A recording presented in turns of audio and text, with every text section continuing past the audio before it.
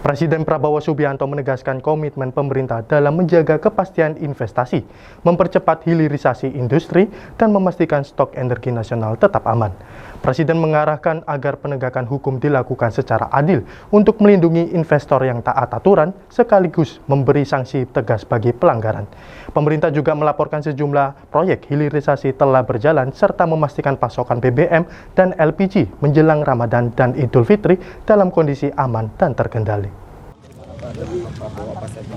Tadi kami melakukan pertemuan rapat terbatas dengan Bapak Presiden Prabowo dalam membahas berbagai progres program dari Bapak Presiden, termasuk pangan, kemudian makanan bergizi, koperasi merah putih, termasuk dengan persiapan pembicaraan dengan pihak Amerika. Nah, kebetulan saya di sektor SDM energi, saya juga melaporkan berbagai perkembangan yang ada di Indonesia. Khususnya tadi juga sudah disepakati bahwa menyangkut dengan tambang yang di Sumatera Utara, blok apa itu namanya? Martabe. Aduh, lupa ini Martabe ini.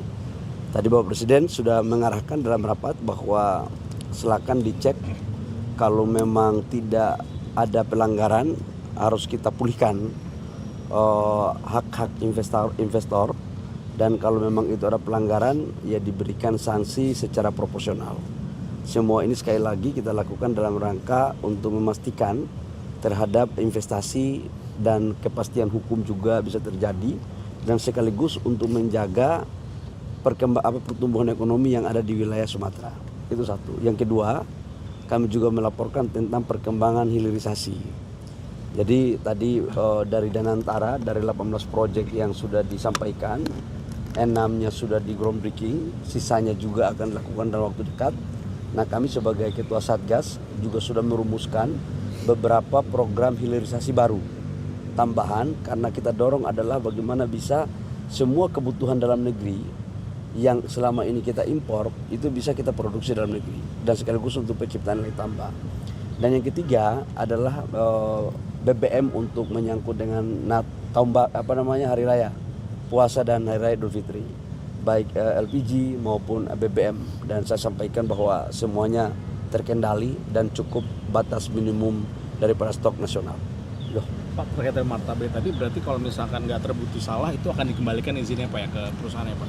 Ya, kita harus fair dong, kita harus bisa memberikan sebuah kepastian. Kalau dia tidak bersalah, maka bukan sesuatu yang harus kita mencari-cari.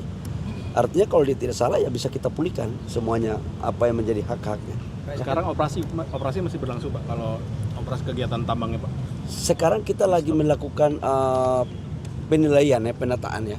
Kita lagi cross check dari sisi pertambangannya begitu. Kemarin juga saya berdiskusi dengan Menteri Lingkungan Hidup Pak Hanif, dan Pak Hanif juga lagi melakukan kajian. Insya Allah dalam waktu dekat sudah selesai. Dan feeling saya sih insya Allah semuanya akan baik-baik saja.